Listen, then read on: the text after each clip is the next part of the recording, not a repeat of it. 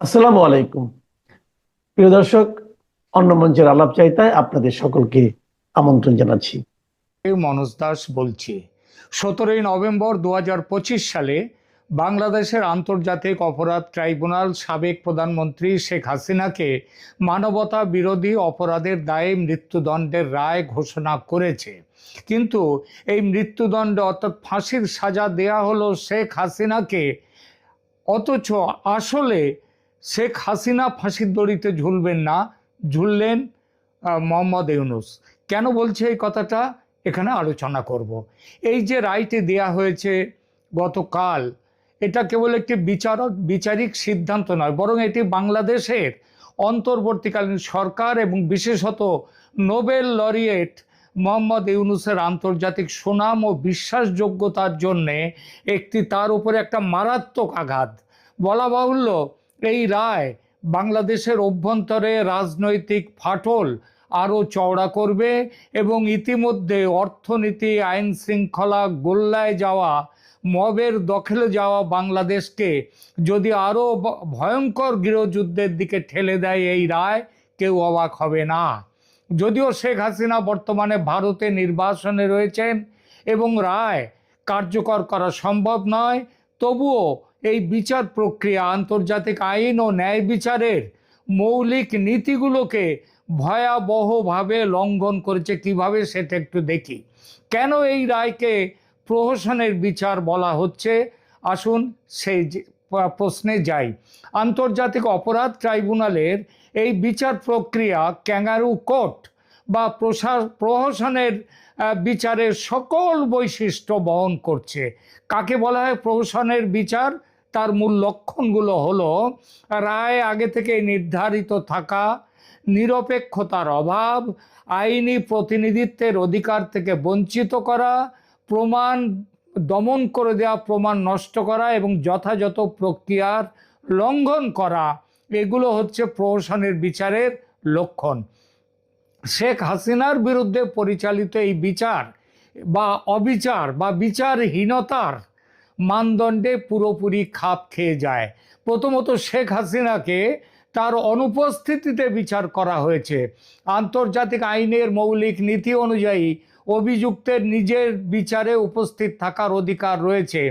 আন্তর্জাতিক দেওয়ানি ও রাজনৈতিক অধিকার চুক্তি ICCPR তার 14/3 14-3 ঘ ধারা স্পষ্টভাবে বলে যে প্রত্যেকে নিজের বিচারে উপস্থিত থাকার এবং ব্যক্তিগতভাবে নিজের পছন্দের আইনি সহায়তার মাধ্যমে আত্মপক্ষ সমর্থনের অধিকার রয়েছে। যদিও ব্যতিক্রম পরিস্থিতিতে অনুপস্থিতিতে বিচার যায়, তাহলেও সেটা তখনই করা যায় যখন অভিযুক্ত ইচ্ছাকৃতভাবে বিচার এড়াচ্ছেন এবং তার অধিকারগুলো, অর্থাৎ ন্যায়িক বিচার, সম্পূর্ণ সঠিক বিচার পাওয়ার অধিকারগুলো সম্পূর্ণভাবে সংরক্ষিত থাকা সত্ত্বেও তিনি যখন গড় হাজির থাকেন অভিযুক্ত, তখন তার অনুপস্থিতিতে বিচার করা যায়। বলা বাহুল্য, এখানে বিচার প্রক্রিয়ায় শেখ হাসিনার ন্যায়িক অধিকার আদৌ রক্ষিত হয়নি এবং এটা একটা সুষ্ঠু ন্যায় বিচারের যে পক্ষে সেই রকম ব্যবস্থা সেখানে ছিল না। তো তার জন্যেই আজকে এই অবস্থা, তিনি সেখানে যেতে পারেননি এবং এটা আগাগোড়া এই বিচার হচ্ছে প্রতিশোধ স্পৃহা থেকে তৈরি করা একটা বিচার প্রক্রিয়া। দ্বিতীয়ত, ট্রাইব্যুনালের বিচারকদের নিরপেক্ষতা নিয়ে গুরুতর প্রশ্ন রয়েছে। জাস্টিস মোহাম্মদ গোলাম মর্তুজা মজুমদারের নেতৃত্বে থাকা 3 সদস্যের প্যানেলের বিচারকরা সবাই রাজনৈতিকভাবে আওয়ামী লীগ বিরোধী, বিএনপি, জামাত এদের সাথে যুক্ত এবং তাদের সাথে প্রকাশ্যভাবে সম্পৃক্ত। প্রধান প্রসিকিউটর তাজুল ইসলাম, তিনিও জামাতের লোক। এটা বিচারিক প্রক্রিয়ার নিরপেক্ষতার স্পষ্ট লঙ্ঘন। তৃতীয়ত, শেখ হাসিনাকে তার পছন্দের আইনজীবী নিয়োগের সুযোগ দেয়া হয়নি। তিনি যাদেরকে নিয়োগ দিতে চেয়েছিলেন ঢাকার, তাদের সেই নিয়োগটা এগুলো গ্রহণ করা হয়নি। ট্রাইব্যুনাল রাষ্ট্রীয়ভাবে শেখ হাসিনার জন্য একজন আইনজীবী নিযুক্ত করেছে। ব্রিটিশ সাংবাদিক ডেভিড বার্গম্যান এইটার এই উদ্বেগ প্রকাশ করেছেন যে একই আইনজীবী শেখ হাসিনা এবং তার সহ অভিযুক্ত আসাদুজ্জামান খান কামাল, এই দুজনকে প্রতিনিধিত্ব করছেন, যেটা করতে পারেন না। এটা স্বার্থের সংঘাতের একটা স্পষ্ট উদাহরণ। এটা কখনোই গ্রহণযোগ্য নয়। আন্তর্জাতিক অপরাধ ট্রাইব্যুনালের বিতর্কিত ইতিহাস দিকে একবার দেখা যাক। বাংলাদেশের আন্তর্জাতিক অপরাধ ট্রাইব্যুনাল দীর্ঘদিন ধরে আন্তর্জাতিক সমালোচনার মুখে রয়েছে। 2012 সালে হিউম্যান রাইটস ওয়াচ ট্রাইব্যুনালকে গভীরভাবে সমস্যাযুক্ত, ন্যায্য বিচারের মানদণ্ডের প্রশ্নে ভরা বলে অভিহিত করেছিল। সংস্থাটির এশিয়া বিভাগের পরিচালক ব্র্যাড অ্যাডামস তিনি বলেছিলেন, যদি বাংলাদেশ সরকার চায় যে এই বিচারগুলো গুরুত্বের সাথে নেওয়া হোক, তাহলে অবশ্যই নিশ্চিত করতে হবে যে অভিযুক্তদের অধিকারগুলো সম্পূর্ণভাবে সম্মানিত হচ্ছে। এটা তার আমলের কথা। অ্যামনেস্টি ইন্টারন্যাশনালও ট্রাইব্যুনালের তীব্র সমালোচনা করেছিল এবং বলেছিল যে ট্রাইব্যুনাল সম্পূর্ণভাবে আন্তর্জাতিক মানদণ্ড অনুসরণ করছে না। জাতিসংঘের মানবাধিকার বিশেষজ্ঞরা উদ্বেগ প্রকাশ করেছেন যে হাসিনার বিচার ন্যায্য বিচার ও যথাযথ প্রক্রিয়ার মানদণ্ড মেনে হচ্ছে না। ইউরোপীয় ইউনিয়ন 2024 সালের নভেম্বরে আইসিটির আইন কাঠামো নিয়ে উদ্বেগ প্রকাশ করেছিলেন গত বছর, এবং আন্তর্জাতিক মানবাধিকার মানদণ্ডের সাথে সামঞ্জস্যপূর্ণ করতে দ্রুত সংশোধনের আহ্বান জানিয়েছিল। ইউরোপিয়ান ইউনিয়ন জোর দিয়েছে যে আইনি প্রক্রিয়ার সকল পর্যায়ে যথাযথ প্রক্রিয়া নিশ্চিত করার গুরুত্ব রয়েছে। সবচেয়ে বড় কথা, 71-এর যুদ্ধ অপরাধের বিচারে গঠিত ট্রাইব্যুনালের ক্ষমতা বাড়িয়ে যেভাবে জুলাই আন্দোলনকে যুক্ত করেছে এই অনির্বাচিত সরকার, যখন সংসদ নেই দেশে, এই অন্তর্বর্তী সরকারের এই ক্ষমতা নেই, এই প্রক্রিয়াটি পুরো আইন বিরুদ্ধ। আন্তর্জাতিক ফৌজদারি আইনে অনুপস্থিতিতে বিচার নিরুৎসাহিত করা হয়। আন্তর্জাতিক ফৌজদারি আদালতের রোম সংবিধি স্পষ্টভাবে বলেছে যে অভিযুক্তকে বিচারের সময় উপস্থিত থাকতে হবে, তার সমস্ত রকমের ন্যায় বিচারের প্রক্রিয়া তার জন্য খোলা রাখতে হবে।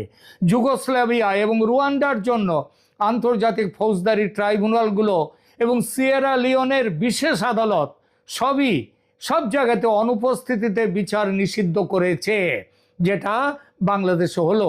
হিউম্যান রাইটস ওয়াচ স্পষ্টভাবে বলেছে যে অভিযুক্তের অনুপস্থিতি বিচার প্রক্রিয়াকে দুর্বল করে এবং অভিযুক্তের অধিকারকে ক্ষতিগ্রস্ত করে। আন্তর্জাতিক আইনের প্রবণতা হলো আসামিকে শারীরিকভাবে উপস্থিত থাকা এবং নিজের বিচারে অংশগ্রহণের জন্য যাবতীয় ন্যায় বিচারের অধিকার তাকে দিতে হবে। শেখ হাসিনার ক্ষেত্রে বলা হচ্ছে যে তিনি একটি সঠিক ট্রাইব্যুনালে তার অভিযোগকারীদের মুখোমুখি হতে ভয় পান না। শেখ হাসিনা নিজে বলেছেন, তিনি বলেছেন যেখানে প্রমাণ ন্যায্যভাবে পরীক্ষা করা যায়। তিনি অন্তর্বর্তী সরকারকে চ্যালেঞ্জ করেছেন হেগের আন্তর্জাতিক ফৌজদারি আদালতে এই অভিযোগগুলো নিয়ে যেতে। সেখানে তিনি নিজে উপস্থিত থাকবেন এবং তার এই কথা প্রমাণ করে যে তিনি বিচার এড়াচ্ছেন না, বরং একটি ন্যায্য নিরপেক্ষ বিচার চাইছেন, যেটা বাংলাদেশের ওই আন্তর্জাতিক ক্রাইম ট্রাইব্যুনালে হওয়া সম্ভব নয়। এবার আসি প্রতিশোধমূলক বিচার, এই কথাটা কেন বলা হচ্ছে? কারণ ন্যায় বিচার নয়, এই বিষয়টিতে, এই বিচারে এই রায়ের সময় এবং পরিস্থিতি স্পষ্টভাবে ইঙ্গিত করে যে এটি ন্যায় বিচারের পরিবর্তে রাজনৈতিক প্রতিশোধের একটি হাতিয়ার। মোহাম্মদ ইউনূস নিজেই বলেছেন শেখ হাসিনাকে শাস্তি দেওয়ার এবং আওয়ামী লীগের কার্যক্রম নিষিদ্ধ করার প্রতিশ্রুতি দিয়েছিলেন। তিনি আওয়ামী লীগের কার্যক্রম নিষিদ্ধ করার প্রতিশ্রুতি দিয়েছিলেন। ফেব্রুয়ারি 2026-এর নির্বাচনে আওয়ামী লীগকে অংশগ্রহণের সুযোগ দেওয়া হবে না বলে ইউনূস ঘোষণা করেছেন। জাতিসংঘ মানবাধিকার কার্যালয়ের একটি প্রতিবেদনে বলা হয়েছে যে 2024 সালের জুলাই আগস্টের সহিংসতায় 1400 জন নিহত হতে পারে। এই মৃত্যুগুলো নিঃসন্দেহে দুঃখজনক এবং জবাবদিহিতা প্রয়োজন, কিন্তু জবাবদিহিতা অর্জনের জন্য আন্তর্জাতিক আইনের মৌলিক নীতিগুলোকে লঙ্ঘন করা কখনোই গ্রহণযোগ্য নয়, এটা জাতিসংঘ বলেছে। জাতিসংঘের একটি আবেদনে বলা হয়েছে যে আইসিটির সামনে বিচারগুলো রাজনৈতিক প্রতিশোধে ভরা পরিবেশে পরিচালিত হচ্ছে। আবার খেয়াল করুন, এটা জাতিসংঘ বলেছে, যে জাতিসংঘের কাছে একটি তাদের বক্তব্যে বলেছে যে এটা রাজনৈতিক প্রতিশোধে ভরা পরিবেশে পরিচালিত হচ্ছে একটি অনির্বাচিত অন্তর্বর্তীকালীন সরকারের অধীনে, যার নিজেরই কোনো গণতান্ত্রিক ম্যান্ডেট নেই। এটা শেখ হাসিনার ন্যায্য বিচারের অধিকার লঙ্ঘনের বিষয়ে গুরুতর উদ্বেগ উত্থাপন করে। ইউনূসের আন্তর্জাতিক ভাবমূর্তির ধ্বংস, এই যে তার মানে শেখ হাসিনার তো কোনো ক্ষতি করতে পারলেন না, তাকে ফাঁসিতেও তুলতে পারবেন না, কিন্তু ইউনূসের কি হলো সেটা বলি। মোহাম্মদ ইউনূস 2006 সালে ক্ষুদ্র ঋণে অগ্রণী কাজের জন্য নোবেল শান্তি পুরস্কার পেয়েছিলেন। তিনি দরিদ্রের ব্যাংকার হিসেবে আন্তর্জাতিকভাবে পরিচিত, কিন্তু অন্তর্বর্তীকালীন সরকারের প্রধান হিসেবে তার যা ভূমিকা তার সুনামকে শেষ করে দিয়েছে। ইউনূস সরকারের অধীনে বাংলাদেশ মানবাধিকার লঙ্ঘনের একের পর এক অভিযোগের মুখোমুখি হয়েছে। জেনেভায় জাতিসংঘে মানবাধিকার কাউন্সিলের 60তম অধিবেশনে মানবাধিকার কর্মী এবং দক্ষিণ এশিয়া ও ইউরোপের বিশেষজ্ঞ তারা প্রধান উপদেষ্টা মোহাম্মদ ইউনূসের অন্তর্বর্তীকালীন শাসনে ব্যাপক মানবাধিকার লঙ্ঘনের বিষয়ে গুরুতর উদ্বেগ প্রকাশ করেছে। ইউরোপীয় পার্লামেন্টের সাবেক সদস্য এবং সাউথ এশিয়ার ডেমোক্রেটিক ফোরামের নির্বাহী পরিচালক পাওলো কাসাকা এই পরিস্থিতিকে মানবিক সংকট বলে বর্ণনা করেছেন, যেটা এখন বাংলাদেশে হচ্ছে। তিনি অভিযোগ করেছেন যে অন্তর্বর্তীকালীন সরকার গণতান্ত্রিক শক্তিগুলোকে নির্মূল করার প্রচেষ্টায় 50,000-এরও বেশি মিথ্যা মামলা তৈরি করেছে। তিনি বলেছেন বাংলাদেশে এটা সবচেয়ে খারাপ দুঃসময়, খারাপ দুঃস্বপ্ন। এমন পরিস্থিতিতে সমস্ত নির্বাচন এই সরকার একটা মারাত্মক প্রতারণা করছে, এই বিচার সেই প্রতারণার একটি অংশ।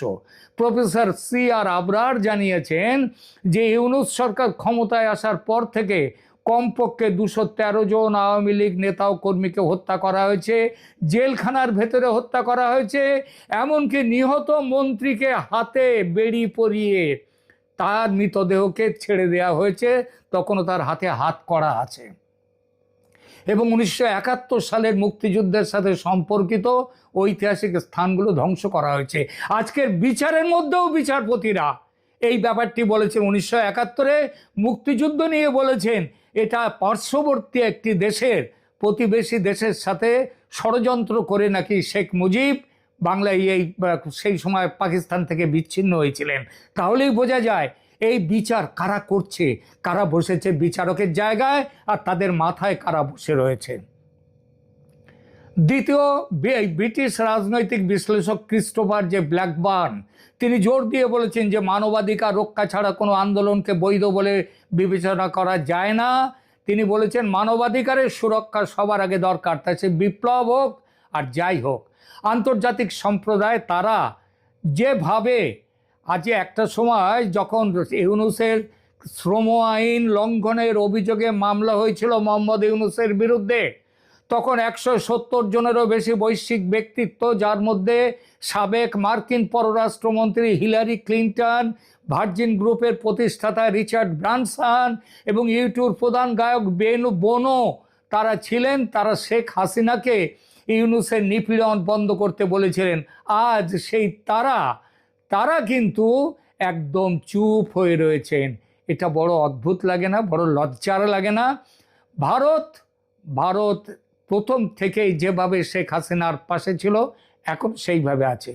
আগামী 2026-এর নির্বাচনে, ফেব্রুয়ারির নির্বাচন হোক কিংবা তার আগেও হতে পারে কিংবা পরে যখনই হোক না কেন, সেই নির্বাচনে ভারতকে মানে শেখ হাসিনার দল আওয়ামী লীগকে ছাড়া নির্বাচন হবে না, এটা নিশ্চিত। তাহলে শেখ হাসিনার ছাড়া নির্বাচন না হতে গেলে তাহলে সেখানে কী হবে?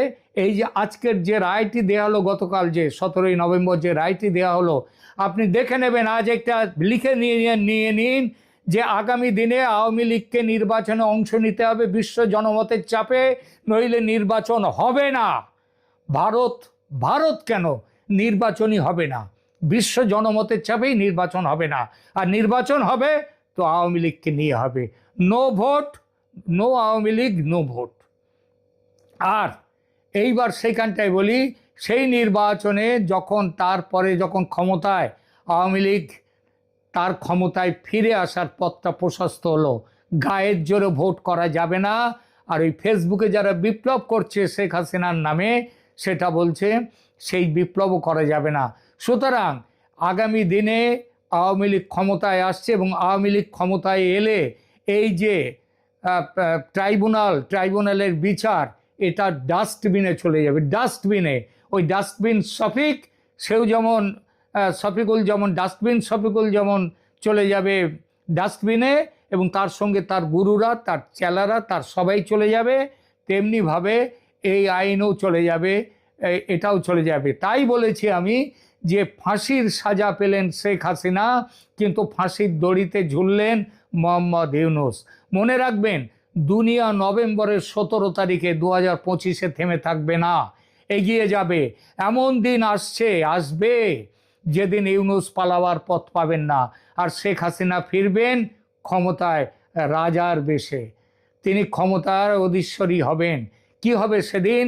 আপনার মিস্টার নোবেল লরিয়েট একবার ভেবে দেখেছেন? ধন্যবাদ।